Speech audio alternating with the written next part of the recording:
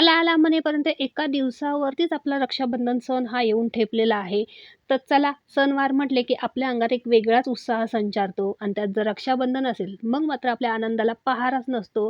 तर आज खास आपण रक्षाबंधन निमित्त झटपट असा एक पदार्थ बनवणार आहोत.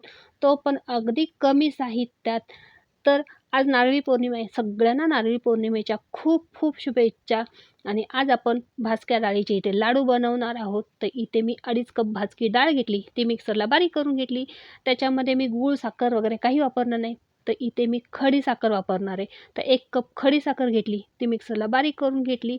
पुन्हा मी कढईमध्ये तूप टाकलं 2 चमचे. त्याच्यामध्ये हे पीठ ओतून पिठामध्ये जसं लागेल तसं मी तूप याच्यामध्ये ॲड केलेलं आहे आणि मस्त असं लालसर पीठ मी भाजून घेतलं. पुन्हा ते गॅस बंद करून हे पीठ मी थंड करून घेतलं. त्याच्यामध्ये ही वाटलेली खडीसाखर घातलेली आहे. 1 चमचा वेलची पूड घातली, ड्रायफ्रूट्स घातले आणि पुन्हा 2 चमचे तूप गरम करून घालून घेतलेलं आहे. सगळं मिक्स केलं आणि मस्त असे त्याचे लाडू मी बांधून घेतलेले आहे. तर तुमची झाली का रक्षाबंधनाची तयारी? झाली असेल तर कमेंटमध्ये मला नक्की सांगा.